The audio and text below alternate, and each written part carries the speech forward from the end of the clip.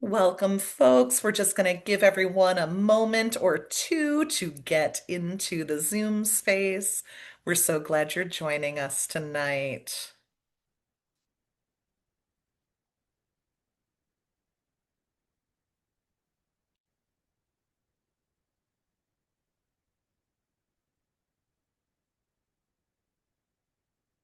Hi, everyone. Thanks so much for being here. I'm just going to give it a moment. We'll wait about 1 minute and let folks trickle into the Zoom space, and then we'll begin our program. So grateful for your presence with us and so excited to learn with you.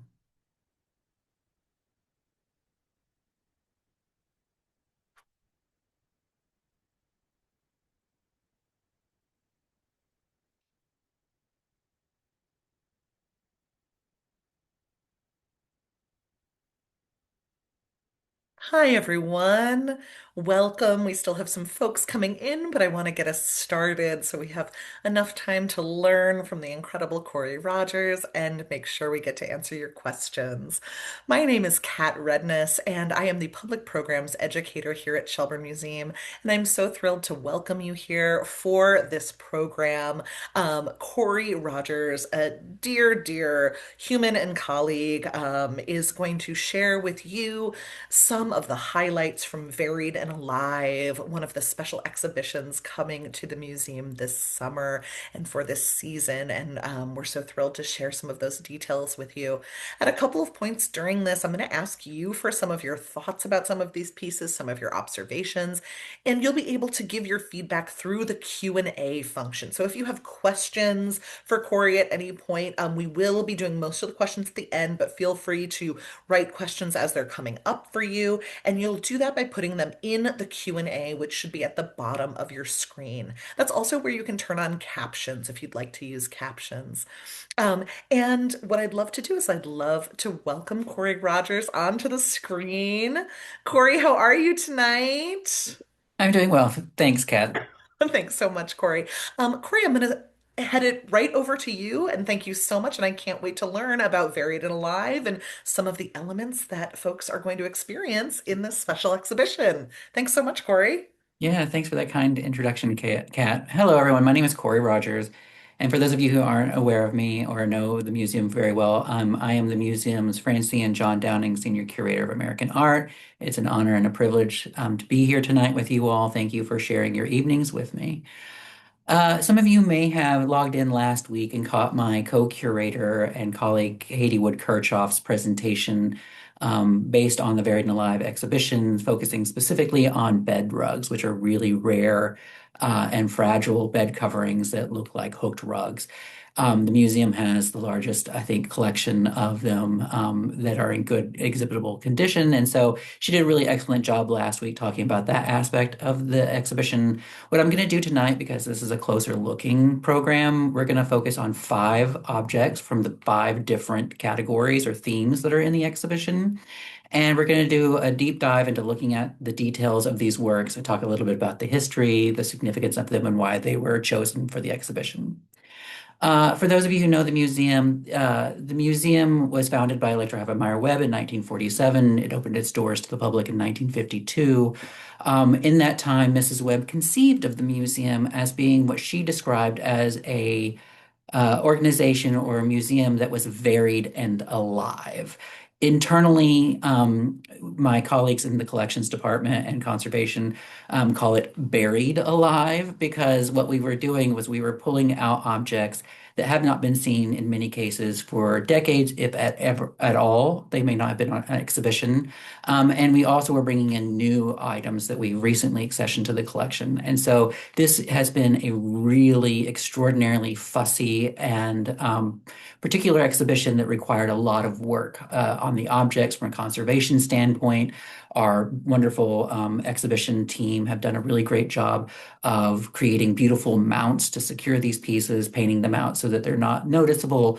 And, everything required its own sort of special installation requirements. And so I want to thank all my colleagues who worked on this installation.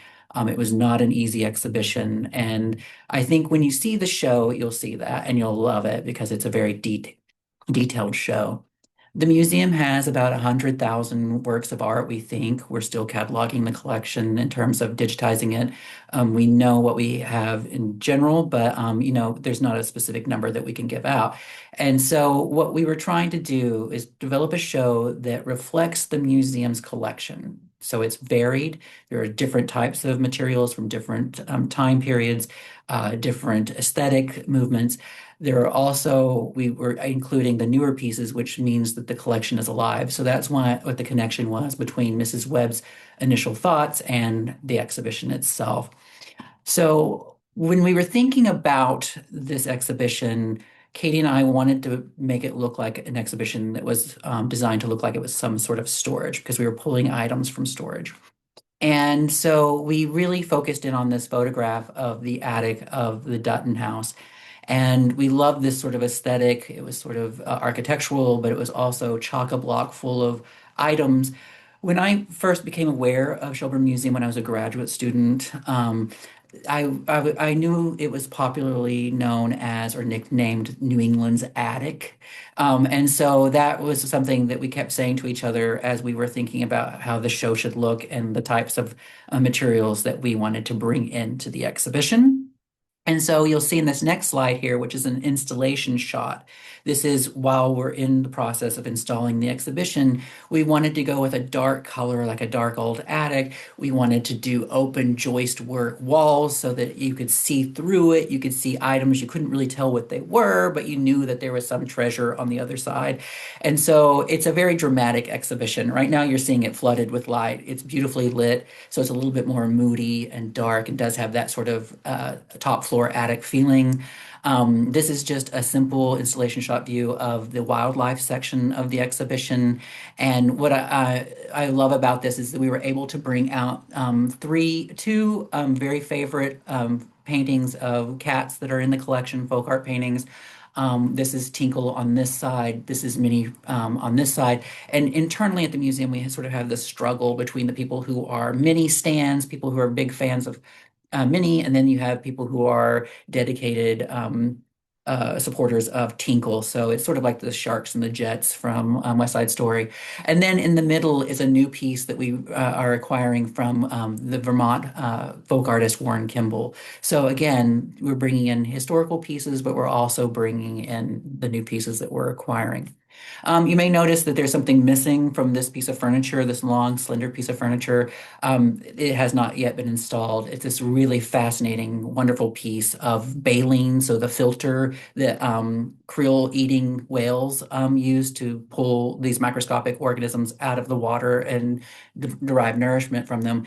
And it's about 4 or 5 feet long, and it's dried out, obviously. And at some point, some sailor decided to scrimshaw it. So they carved these really intricate images of whaling scenes in there. And what I love about it is it's very much like Moby Dick. You get to see these really dangerous images of sailors being ejected from their boats by whales flipping their tails at these boats. And so they're sort of getting as good as they're getting, giving as good as they're getting in this instance.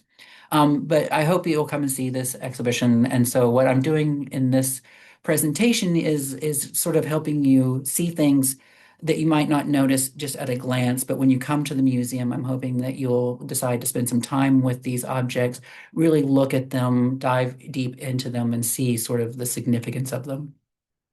So, as I mentioned earlier, there are 5 sections to the exhibition. The first one we'll look at tonight is called Signs of Life. Again, playing off of the title of the exhibition, Varied and Alive, everything has the word life in it because these are living collections. And so, the Signs of Life object that I decided to include in tonight's presentation sort of straddles the line between 2 sections, between the Signs of Life, which is all about advertising, and then the other section, which is called Wildlife, and it looks at animals in the collection. And so I'm choosing this really extraordinary piece that has been out only on view one other time since I've been a curator at the museum over the last 22 years. It's extraordinarily large and very fragile, and it is the Zoological Institute poster that was printed by Jared W. Bell in 1835. And when you look at this poster, it's sort of hard to get a sense of scale of it because what you're seeing on your screen is something very small, obviously. But in person, this poster is over 6.5 feet wide and 9 feet tall. It's truly extraordinary. It would have been the most analogous thing it would have been in its time to today is a billboard. It would have been very arresting for someone to see this because before the intervention of these specific presses that were used to produce them, this would have been unheard of. The Zoological Institute is really extraordinary. This size of this poster really reflects the grand scale of this particular uh, institution. It has a very heady sounding name, the Association of Celebrated and Extensive Menagerie and Aviary of the Zoological Institute in the city of New York. And that was designed on purpose because at this time in America, people were really wary of sort of public forms of entertainment like this. They felt like it was very sinful and indulgent. And so one of the ways they got around this was by promoting themselves as sort of these educational opportunities, by providing people access to exotic animals that they otherwise would not have had a chance to see. As I mentioned, it's 9 feet tall, it's 6.5 feet wide, and it's made up of four individual sheets that were pasted together. And there's like a natural line here, and then the other line sort of comes across here. What I love about this poster is that it expresses scale, but also sort of the care and thought and work that went into its production. It mixes about 36 individual hand-carved wood blocks that were used to print this one poster. And woodblock printing is very hard. It's very inconsistent. We'll talk a little bit about this. The the printer that this particular poster was printed on was specifically commissioned by Jared W. Bell, and it was designed by R and Ho Company. And it was a steam-powered Napier printing press, which is a cylinder printing press. And they were so proud of it. You can't really see it here, but down at the bottom, they even list the name and the type of printer because it was such new technology at the time. It was designed specifically to print these large posters. And at the time, Mr. Bell's concern paid $4,000 for this particular printer. To put that into perspective, that was over $148,000 in today's money. So it was an extremely large investment for them. The institute itself is sort of interesting. It's a conglomeration of various smaller shows of circuses and menageries that decided what they wanted to do because these were traveling shows and they moved all over and they didn't want to compete with each other. So they banded together. They sort of colluded and came up with this incorporation where these groups would not compete so that they wouldn't compete for audiences and dollars. And so they banded together into this one entity and they set up these institutes in large cities like Boston had one, Philadelphia had one, New York's obviously was the largest. So when they weren't traveling around throughout the countryside, this particular poster, which was never used by the way, because it doesn't have the dates on it, it was printed for their 1835 traveling route throughout New England. And it's a really extraordinary thing. So when they weren't traveling, they would set up home base in the Bowery in a special building that was very luxurious, large, lit with chandeliers, had reading rooms for women and men separately. It was a really beautiful and elegant structure. And so that's where they would perform during the summers. So I want to think a little bit about the individual wood blocks that you'll see. This is, as you can see, a hunting leopard. And what's really beautiful about this is you see the level of detail that went into carving these little blocks of wood. What's really extraordinary, I don't know if you can see my cursor, but right down here at the bottom of the block, you'll see the name Bowen. That was the name of the carver who was a very famous carver from Boston, and he marked his block here. To give you some sense of scale, this particular piece is about 9 inches wide, and so it's quite a large piece, a block of wood.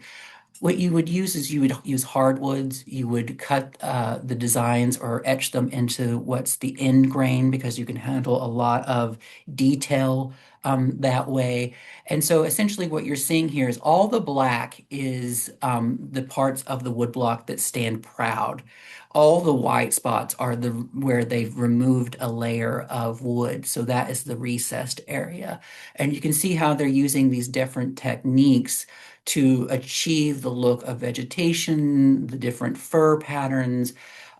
What's really interesting about sort of this style, you can see here this hunting leopard has got some sort of, it looks like a little lion cub or some other sort of animal sort of pinned beneath its very sharp claws. What's really interesting about this is you get to see the level of detail that goes into it. Usually, you see these little lines where that bisect images. That could be because the paper got folded in a certain way while it was going through the printing press, but most likely that's a representation of age and expansion and contraction of the wood. So it's probably a check or crack in the wood. The New York Institute was really sort of identified itself and separated itself from its competitors, even within its conglomeration, by hosting Isaac Van Amberg, who was a very famous wildcat tamer, really the first wildcat tamer. He was the first man to stick his head in the mouth of a tiger. And here you see he's being displayed going into the cage with the animals. The animals are showing him deference by laying on top of him. The one lion there with the mane has got his hand or his paw raised and is going at Van Amberg, but Amberg is holding his whip, keeping the animal in check. It's a really beautiful illustration, but this would have been very exciting. It would have piqued people's interest. It would have been such a lovely thing that would have encouraged people to buy the ticket, which was about 25 cents for an adult admission to the performances. They also did this really wonderful thing where they were taking exotic animals like the rhinoceros. And on the main poster, I don't know if you noticed when we were looking at that image, but underneath this, they call it the rhinoceros, but they also label it as the unicorn. So they're using these fantastical sort of ways of promoting these specific animals and acts, trying to gin up people's interest. And so they're looking at fantasy, they're looking at mythology here, and they're trying to promote them as the living versions of these sort of mythical creatures. Above the rhinoceros here, you see what's called a manicule or a printer's fist. On the other side of that would be where they would write the location of the town in hand script or have the date. And we know that this particular poster wasn't used because those areas are blank.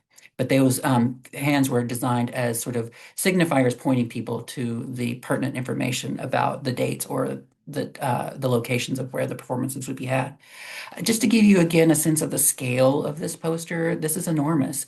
This particular, depending on what screen you're looking at, this particular part of the poster is about 18 inches long, so it's quite large. And you have to think this was being carved into things like mahogany or boxwood. And so these were expensive woods to be cutting into. So you would want to reuse these over and over again to ensure that you were getting your money's worth out of them. Just to give you sort of another sort of broad range of the types of animals that were available and to be seen. You know, you see the male zebra, you see the buffalo, you see an alpaca, you see kangaroos. Here you can see that this poster has been lined because at some point, even though it's an extraordinary condition for its age, there is a loss there, and you can see the liner that holds the piece together and intact. But one of my favorite creatures that is depicted on this poster is the ichneumon, which is a mongoose. And what I love about this is that here you can see the varying styles and the varying skill levels of the carvers, because here's a mongoose depicted here, very sort of caricaturishly done. You can see it's really sort of unsophisticated in its, but still charming, mind you, in its fur pattern. But if you look just right up here in this area where there's the monkey with the fruit, you can see there is a more naturalistic depiction of a mongoose by a different carver, and the mongoose is actually in the process of eating a snake. So it's nice to be able to sort of get lost in these beautiful presentations, the beautiful array of different types of species on this poster.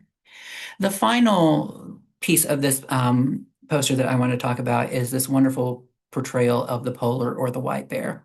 As you all know, polar bears are pagophilic, excuse me, ice living bears.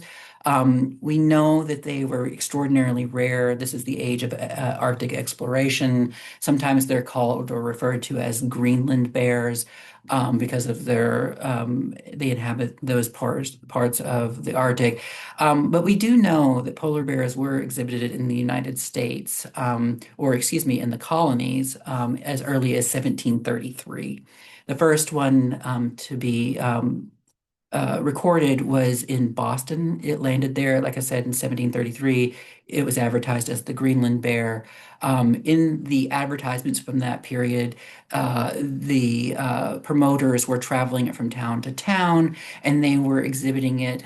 It would have been very expensive for them to do because no one really at this time, especially animal menagerie owners or people who were taking care of animals, understood really the physical difficulties and requirements of the specific diet climates for these animals. And so, you would have had to invested in a very strong cage, as you can see here in this illustration. You would have had to have paid for the extraordinary amounts of meat, which was very expensive at the time, to feed and nourish the bear. And it was not something that a institution would have done lightly because it was a very expensive and risky procedure for them. Sadly, we do know that bears and the polar bear that was mentioned earlier in 1733, they did not live long again because we didn't understand how to take care of them. And so it really wasn't until later in the 19th century when people really understood the requirements that these animals were necessary to keep these animals alive. So, thinking about the other parts of the exhibition that are really extraordinary, the museum was founded by Mrs. Webb in 1947, and really the kernel, the nucleus of what would become Shelburne Museum was a set of carriages that were acquired by Mrs. Webb from her father-in-law, Dr. William Seward Webb, the owner of Shelburne Farms. It was a gift of about 200 horse-drawn vehicles that really became the cornerstone of what the museum is today. And so it's really fitting then that we decided to choose for this section, Life on the Go, a Tiffany and Company retirement trophy that was made specifically for Dr. Webb. I will say this right now, and I'm going to apologize that curators are sometimes very impetuous. And when we had this trophy photographed, or this cup photographed, it was a little bit tarnished. So you're going to see that in some of these photographs because we're really blowing them up. I will say that our conservator, Nancy Ravenel, has done a lovely job for this exhibition of polishing it up. So please don't judge. Nancy, you can judge me for being um, impetuous. But anyway, I wanted to share with you this really beautiful loving cup. It's a three-handled cup. In this picture, you really can't see it, but directly opposite this portrait of Dr. Webb is the third handle. This is 25 pints, so this is quite large. It is made of sterling silver. Mostly the body is sterling silver. You can't really see it here, but at the top, you open up, and there is a gold wash on the inside of it. And then as we start to look lower, we'll talk a little bit about the metallic alloy composition of the feet, which were not sterling, and they probably did that so that it was more robust and sturdy to keep the the feet from buckling under the weight of the cup. You may be asking yourself, what is a loving cup? Well, it's actually a large ornamental drinking vessel in this case. They were usually given as presentation trophies to winners of games, or they were shared drinking containers at ceremonial events such as weddings or banquets. Loving cups usually feature two or three handles, and they were quite frequently made out of silver, but they also exist in ceramic as well. This particular piece is really beautiful. You can see that in the details. So let's talk a little bit about why this cup was made and why it was given to Dr. Webb. In this is a picture of Dr. Webb, and you can see, I'm just going to scroll back, you can see that the likeness is actually pretty impressive. Here we see Dr. Webb wearing a uniform, and that was because Dr. Webb was a inspector general of rifle practice for the Vermont militia, and he held the rank of colonel. And this is a photograph celebrating his time in that organization. He studied medicine in Europe and he completed his education at the Columbia University College of Physicians and Surgeons. He only practiced for just a couple of years. He then married Lila Osgood Vanderbilt, and I think maybe wanting to keep up with the family or at the encouragement of her family, he decided that he was going to set up a firm on Wall Street called W.S. Webb and Company. And then they sort of decamped to Vermont after he became the president of the Wagner, excuse me, Palace Car Company in 1883, a position that he served in for 16 years. And that's the organization that presented Dr. Webb with this cup. Dr. Webb took that position at Wagner Palace Car in 1883 after the untimely and sort of gruesome death of the man who founded the company, Webster Wagner, who died tragically in one of his own sleeping cars in a tragic rear-end collision. So here's a photo of probably the most well-known way that you know Dr. Webb, and that's by his association with Shelburne Farms and the what is called Shelburne House, which is now the Inn at Shelburne Farms, which was designed by architect R.H. Robertson. And it's a really extraordinary space. And in this photograph, that was lent to us or given permission, we were given permission to use this photograph from Shelburne Farms. And we wanted to include it because you can see here the presentation cup is presented on its original mahogany stand. And it's really extraordinary that you can see it in this area. If you notice, this is that sort of corridor that goes into what is now the dining room at Shelburne Farms, the inn, excuse me, and there's that really lovely carved wood bar here with the great herms on it. It's a really lovely piece. You know, Shelburne Farms was in its heyday 3,800 acres. It was made up of 30 individual farms. Today, it's a sustainable agricultural nonprofit, and it's a really extraordinary place. And we're so lovely. It's so lovely to have them as our sort of our sister institution. I just wanted to include this so you get a sense that this was something that was really prized by Dr. Webb and the family, and it was presented, you know, in this very public part of the house. Looking at this, you can see here that his name is written in this really beautiful script, and it's really lovely. Here's the portrait. This is a love. They look very Art Deco to me, but they're actually railroad wheels with these lovely articulated or designed wings. This was the original sort of corporate emblem or logo of the Wagner Palace Car Company. And, you know, it's just a beautiful, beautiful example of silver. On this side, I think Kat Redness wants to talk a little bit more about the next slide, but this one you can see this is the interior of the very first early sort of non high-end, very bare bones Wagner Palace car. Here you can see that the berths are three on top of each other, and you know they had potbelly stoves and kerosene lamps, and they weren't really sort of the height of luxury. That comes in later with Dr. Webb, and you can see that in this instance. And I'm going to turn it over to my colleague Kat, who's going to focus on some of the details of this cup. Sure, we just want to give you all a chance to really observe and do a closer look. So Corey's giving us a closer look at the exhibition as a whole, but we really wanted to choose this detail of this specific object.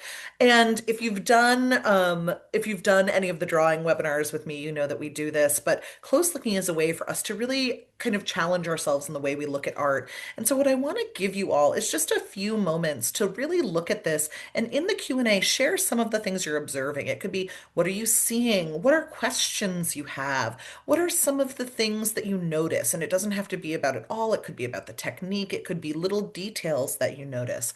And so I want to give you just a moment, take about 30 seconds to look at this piece. And then if you're comfortable and you'd like to, feel free in the Q&A to tell us some of the things that you're observing about the specific details of this object.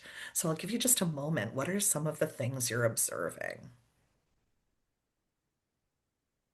And Corey, while they're doing that, I'm just going to put in a plug for Team Mini. So I am definitely Team Mini.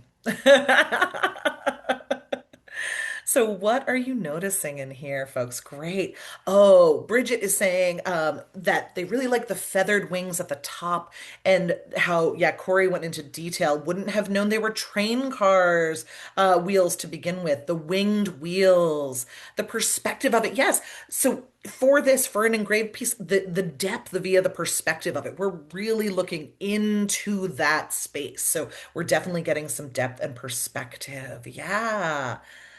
Um, and leaves or waves? Okay, are these leaves or are they waves? I love that question. The likeness of the guy was caught perfectly when it switched the photo of him. It was so clear it was the same guy. So we're seeing a real attention to detail. There's a sense of realism in this. Yes. Any last thoughts before I turn it back over to Corey? And I love the details. Some of them that you're noticing are of the actual content of this. Some of them are of the ornateness of this, almost like a living room, dining room of that era of a wealthy home. So we're seeing some of that. As a child, I made many overnight trips on trains, sleeping in several kinds of cars. I loved the detailed cars around the base of the cup. Can you tell us more about the train cars? So, yeah, we're looking at that bottom. And then what is the round medallion below the further away chandelier? Depth in the train car. Amazing. So, Corey, I'm going to send it back to you. We've got some questions. What is this? What are we seeing? Yeah, let us know. So first of all, you can see by the text at the top, this was a gift that was given to Dr. Webb on his retirement from being the president of the Wagner Palace Car Company on December 31st, 1899. And what you're seeing here is actually the interior view of his personal palace car called the Ellesmere. And you can see that there's a table, there are these gasoliers on top. It's a really beautiful and accurate portrayal of the interior. It was just like his portrait. It was a portrait of the inside of his car. Someone was asking about, are these waves? Are they leaves? I believe they're acanthus leaves. I think that was typically sort of a decorative element that would have been appropriate for this. And you were asking about the base. So this is the train. And what's really extraordinary about this train is, I don't know if you're able to see it, but the locomotive itself is called the Nahasane, which was the name of Dr. Webb's 200,000 acre park and lodge in the Adirondacks. On the coal car here is the name of the Adirondack and St. Lawrence Railway, which was the railway that Dr. Webb was responsible for building. And then over here is the portrait, the external portrait, excuse me, of the Ellesmere. So we were just looking at the interior of it. This is the actual portrait of the exterior. So this is a really extraordinary thing.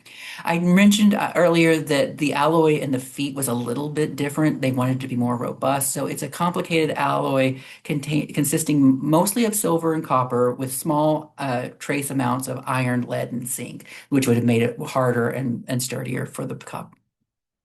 I want to sort of speed along a little bit more because I think we're coming close to the end of time, and I really do want to show you the different aspects of this. The next section is called Interior Lives, and what we're looking at is interior design, decoration, decorative arts, and what these objects and the way we arrange them says about us personally. And for this particular section, I chose the painting by Edward Lamson Henry called The Lover of Old China. It appeals to me for multiple reasons, most of all because it's about people who collect china, which ceramics are one of my areas of expertise and one of my personal interests. And so you can see this really beautiful painting is pretty extraordinary. If you look at the piece here, it's only about 14 or by 12 inches in diameter, in dimension, excuse me. And so this is a lot of visual information that's being sort of compacted into this little space. But you can see this is a really lovely interior. It's highly detailed. It's got great antiques. Edward Henry Emerson Henry was an antiquarian. In addition to being an artist, he trained with Courbet. He really was attuned to sort of these nostalgic views of interiors, this whole idea of collecting. He was an antiques dealer himself at one point. And what I love about this is that you get to see all the great details. Here you see this woman. We know that he liked to use family and friends as his models. It just so happens that the woman in this painting is his wife's aunt. Her name was Mrs. Livingston Murray, and she was extraordinary. She lived to be over 101 or almost 101 years of age. The man here who's inspecting this teacup, who's got his pince nez on, looking at the cup closely, was a man named Richard Ely.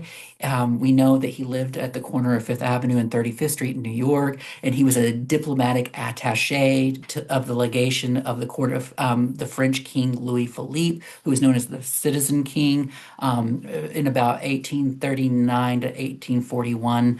What I love about this particular painting is that you can tell there's very specific. This is all export Chinese porcelain that was made for the American market. There are pieces that this woman is collecting that are from the Staffordshire region of England, Great Britain.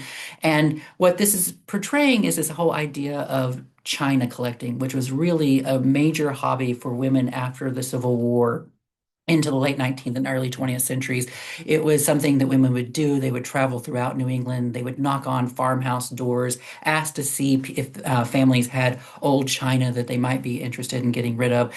Several of them wrote books about their experiences. And one of my favorites was a woman named Morse who wrote about how she was out in the country of New England somewhere. She was just peering into a farmhouse and she saw in the upper window in an upper story a piece of china that she had never seen before. And to get a better look, she climbed on top of a chicken coop and her weight crashed through the chicken coop.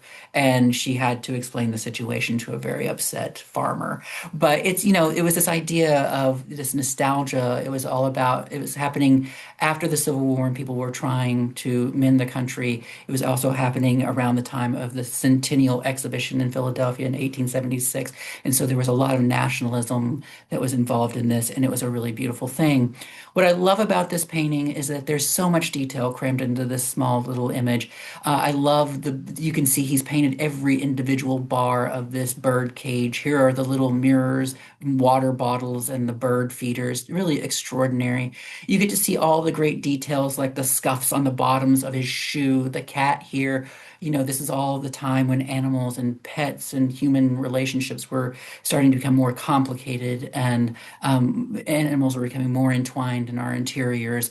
And what I love about this too is that he's really accurate in this beautiful portrayal of this Queen Anne style Philadelphia side chair with its beautiful shell carving on the knees and the trefid feet at the bottom, the beautiful ormolu mounts. It's just really an extraordinary image. He captures the texture of her dress with these beautiful little silk green flowers, the shaggy rugs, and then this what looks to me to be like an ingrain carpet.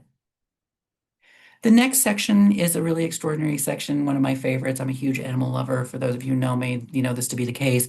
It's the wildlife section. And for this section, I chose a beautiful piece of carving. It was by an immigrant carver who lived in Brattleboro, Vermont, named Gustav Hertzberg. He came to America in 1892 and settled in Brattleboro and became a house painter. And I think he must have had that psychological predilection for seeing faces and inanimate things that's known as pareidolia, because what he would do is he would find pieces of burl wood and he would see human and animal and anthropomorphic faces in these pieces of wood and he would carve them. If you don't know what burl is sort of a dense piece of wood. You see them as sort of the knots that are growing on trees.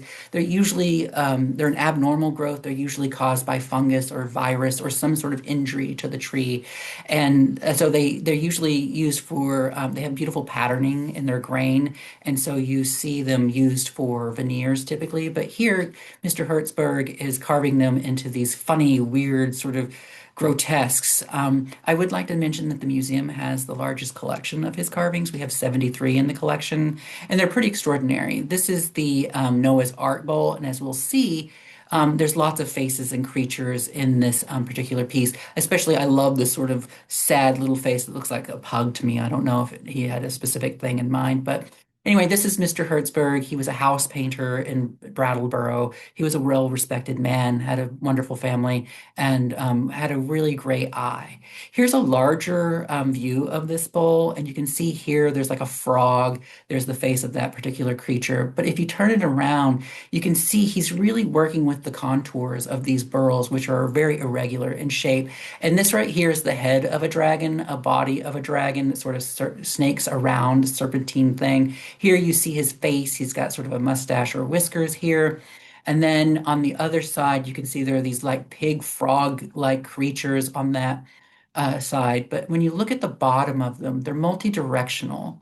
And you can see things like here's a coiled snake, a snail shell, a beautiful whale, fish. This is a really extraordinary cow's head with horns, and the horns are so undercut. It's beautiful. There's a rabbit here, turtles, snakes. If you turn it on this way, you see a seated dog, you see the head of an eagle, you see a better view of the cow's head. There's this really strange grotesque with a beak-like face, deep set carved eyes. Just a really beautiful and engaging piece. Katie was the curator who selected these particular pieces for the exhibition, and she did a really lovely job of picking some of them could be quite scary, honestly, but she did a really lovely job of focusing on his animal works, and they're really beautiful and extraordinary. And if you spend enough time with them, you'll really get lost in them. The last section of the exhibition that I want to talk about is the afterlife section. What happens to us after life? How do we commemorate those that we lose? Is it through memorial silk work, embroideries? Is it gravestones for a beloved pet? Is it a portrait of famous founding fathers? For this particular section, I selected a piece that really spoke to me when I first came to Shelburne Museum as a young curator. And it's this really extraordinary work of art that is extraordinary in both its scale, but also in the fact that it survives. This is the Millerite banner. If you saw my silly little Instagram video, this is what I was talking about. And this particular piece captures the end of the world. It's the biblical end, as devised by William Miller, who started the Millerite religion, which was happening around the Second Great Awakening of American religious fervor in the 1840s. And it's truly extraordinary. Again, you're not going to get a sense for the scale of this just on my screen, but it's 22 feet long, about 4.5 feet tall, and it is rich with iconography of the Millerite religion, sort of this whole idea that he had developed this or had recognized this pattern by looking at historical events, but also doing a deep interpretation of the biblical texts. And so, what I wanted to talk about was this in just sort of general sections. This particular figure here of a king wearing a crown is actually the statue that King Nebuchadnezzar II, the king of Babylon, saw in a dream. And all of his viziers and magicians, he scoured his country looking for people who could interpret this strange dream of this large sculpture. And it was made out of gold on the top, silver on the bottom, bronze, and then it gets into iron and then clay at the bottom where the feet are. And so basically, Daniel, who's writing the book of Daniel, is able to interpret this dream for Nebuchadnezzar. And basically, what he's saying is that your reign will be the golden era of the world. And that is emblematic of the portrait of your head at the top of the statue. You're in gold. And when you see this piece in person, you will notice that whoever painted this, which probably was an itinerant painter, used metallic paints for the head here and in the chest, which is silver. And so the way that this particular piece of liturgical this liturgical piece was used was by being held up at a revival, probably a tent revival, and the person who is speaking, the lecturer or the preacher, whatever you want to call them, would have walked the audience through the very complicated iconography of this particular banner and explained to them this is how William Miller was able to look at historical events combined with religious text and devise a exact date for the second coming of Jesus Christ, which was supposed to happen in 1843. And Miller was very charismatic. He was very convincing. Lots of people joined his religion, and people were encouraged to give up their lives. They sold their homes, they sold their family goods, they gave them away, all in preparation for ascending into heaven while Jesus came to earth and ruled for 25 years. And so it was a very important piece of instructional. It's like a PowerPoint, I think, that's how I described it. Anyway, so what Daniel was able to tell him is that there's going to be a stone that is not carved by human hands. In this case, that represents Jesus Christ. And when Jesus Christ comes, he will strike at this weak juncture between the feet, which is the papal, there's a lot of anti-Catholic imagery in this particular piece, which represented the Roman papacy. And so here you have the different historical figures, like Grecia would be Alexander at the time of Alexander the Great. And so he talks about in the book of Daniel these various creatures that came to Nebuchadnezzar. This is a particular piece.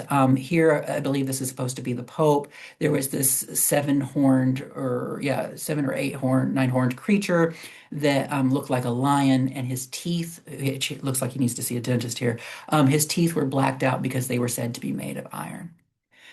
Just to keep looking, here's a better image of it. You can see that this lion is having dominion over the European West. It says things like despise not prophesizing, and it gives you all of the biblical texts for you to go back home and to research for yourself. Among the creatures, and we get into the section where this is all about the book of Revelation and the seals that are opened during the apocalypse. These creatures, which just so happen to bear the faces or the likenesses of animals that sort of align with the apostles, like Saint Mark, Luke, John.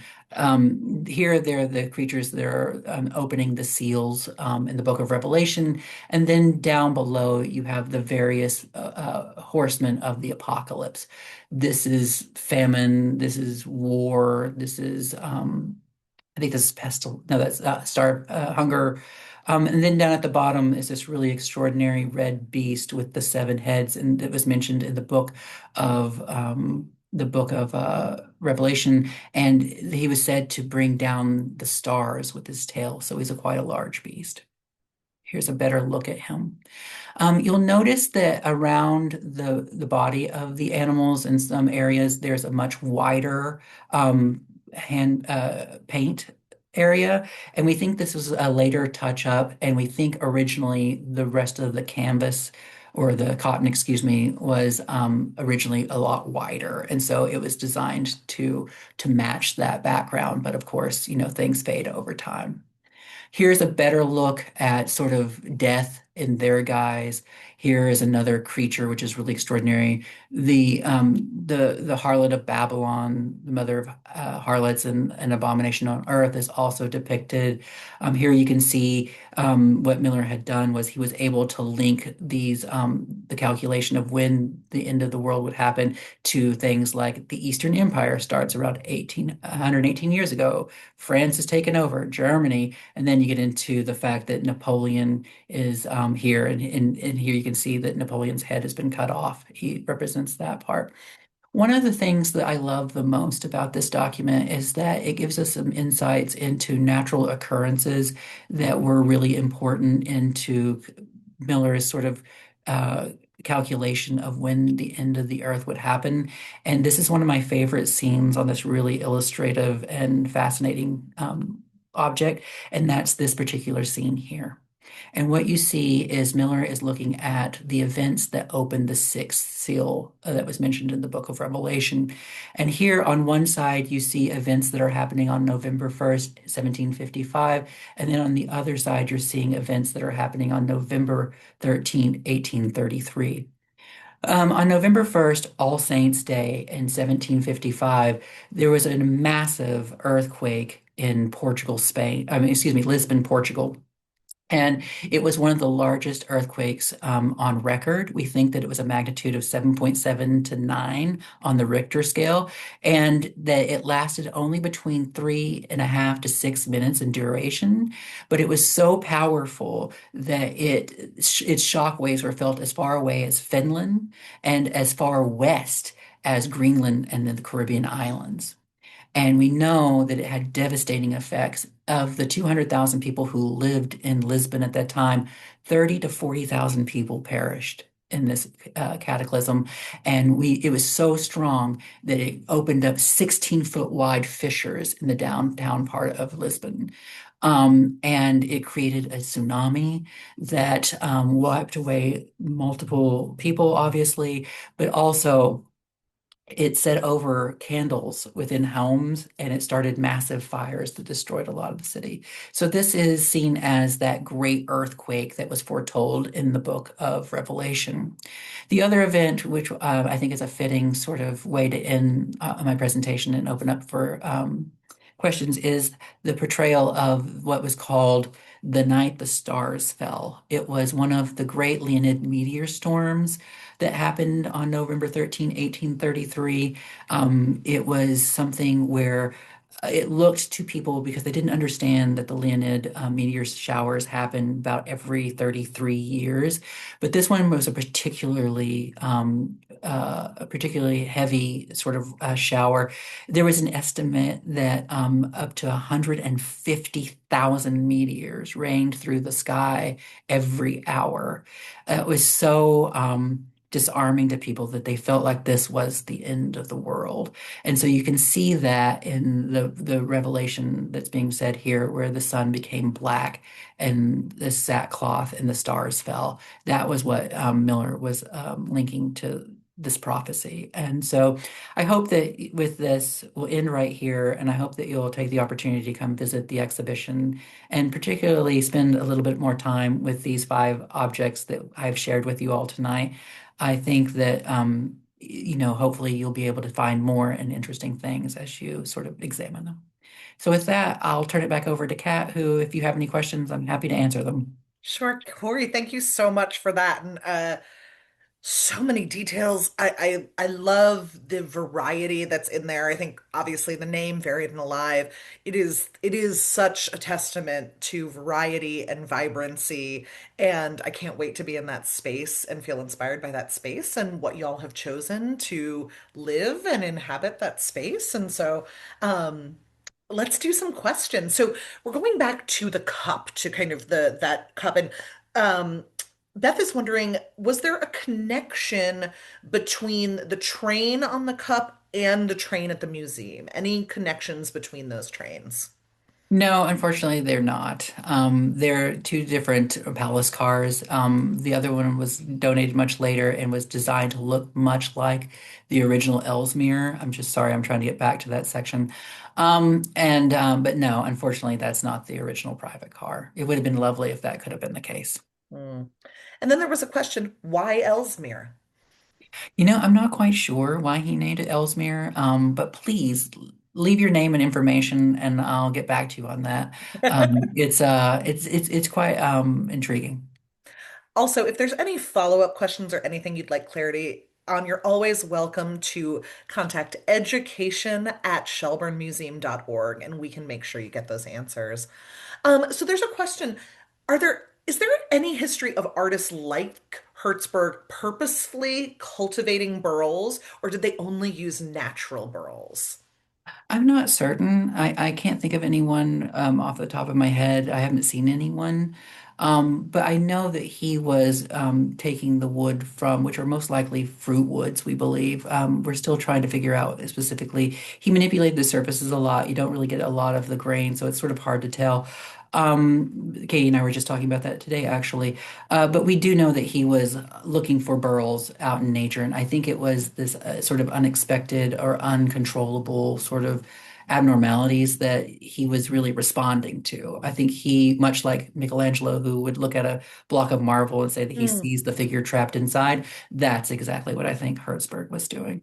So using that organic, naturally occurring thing and saying, where can I find inspiration? What can grow out of that? Exactly. Um, this is a question I believe about the Millerite, which is how did the museum happen to get this piece? I believe is the That was question. a museum purchase, so it was something that we actively acquired. I think that we don't know what its origin is, and sorry, I should just go to that section. We don't know where it was made or when it was made. There's some discussion as to whether it was from the 1840s and is an actual Millerite banner. So what happens is that after two or three attempts of trying to predict the end of the world, Miller's followers sort of fall away, and they start. That's where sort of the development of the Seventh Day Adventist religious movement starts. Mm, So we're sort of uncertain as to whether it is a Millerite banner or if it is an Adventist banner. Either way, they're sort of the same, but and they use the same iconography, so it's really hard to tell. mm. Do you know who made the heron that's in the attic room inspiration? Oh yeah, absolutely. Are you talking the exhibition installation? Yes, the one that you Okay, showed I'm going to that's go in the back. attic. Yeah. Okay, so I'm assuming that you're talking about this particular decoy right here. That is one of the very few, or actually the only living contemporary decoy carver in Shelburne Museum's collection. His name is Mark McNair, and he's an extraordinary carver. And he was looking at historical stick-up decoys. The neck is removable, which would have been helpful to a hunter so that he wouldn't break the bird in transit. And this is a really beautiful example. We have several pieces with some beautiful swans. We have a couple, or one or two shorebirds, but we wanted to bring this piece out because it has never been on view.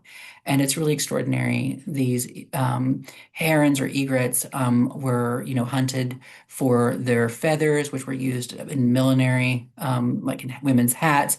They were at one time more valuable than their weight in gold. Mm, They were, the 1918 Migratory Bird Act put an end to their hunting. And so there's a lot of really interesting ways of sort of getting at this particular item and understanding its history, its influences, and its importance within the field.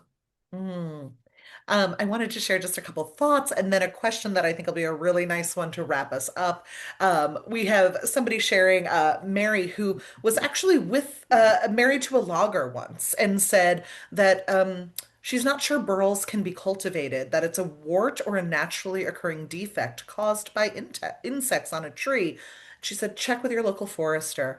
But many world wood carvers are still harvesting them to make bowls. So something that we're seeing kind of the history of that's also still a current practice today. And you can sort of see down in the bottom here, this bottom corner, those are the display of Hertzberg pieces. We have a walrus, we have a dog and a hare on a larger bowl, and then an eagle. Yeah, Mary's absolutely right. It could either be caused by a fungus, it could be, burls could be caused by some sort of injury, insect infestations. Yeah, absolutely. And then Bridget is offering a thought for us, which Bridget says at nerdy conventions, sometimes there are big boards where fans can stick stickers and vote for their favorite characters. She's suggesting that we should do the equivalent of this for the cat portraits and see who votes for who. And it could be very fun and interactive. So I Brilliant. we really got to see who's going to win, Minnie or Tinkle. Corey, what's the name of the cat in the middle? Does it have a name? It doesn't have a specific name, but you can see that Warren Kimball was looking at cat portraits, in particular these two cat portraits, for his source of inspiration. So it's nice to be able to bring them all three together. Yeah, we already have people voting in the comments. There's somebody voting Oh Tinkle in the no, comments. And then that's the question great. that I want to kind of add on or end on, excuse me, is a great wrap-up question, which is how long is this exhibition up? Oh, this is a wonderful question. Thank you for asking. This was such a really finicky and labor-intensive exhibition. And so we're very happy to be able to say that it will be up for 2 years. So it'll be up this season and then in the 2027 season. Now, it will change a little bit because some of the textiles in the exhibition need to be changed out for conservation reasons. Just we don't, they can't be under the effects of gravity for so long, even though they're on slant boards. We really want to preserve these particular pieces for posterity. So we're limiting the number of months that they're able to be out. So there'll be at least three changeovers of the bed rugs, and then there may be some other swapping out. So it will change a little bit between the 2 years. Hmm. And if you want to learn more about some of the preservation process with the bed rugs and the textiles for this, Katie's webinar that was last week is on the website right now. So if you go to webinars, under past webinars, you'll see the recording of that is there. So if you want to learn more about that as well. So Kory, any last thoughts before we're wrapping up about this exhibition, about what you've shared tonight? Just that I hope that people will come and that they'll see things that they haven't seen in decades or things they've never seen before, and just sort of see that this is what is the magic of Shelburne Museum is our deep collections, our collections of unusual, strange, but fascinating objects. And then I would encourage people also to come and see the Norman Rockwell exhibition that will be opening up in June. It's a really an extraordinary exhibition that our director Tom Dinenberg and curator Carolyn Bauer worked on together. It's a really extraordinary project and it has a really great catalog along with it. So please come see us this summer.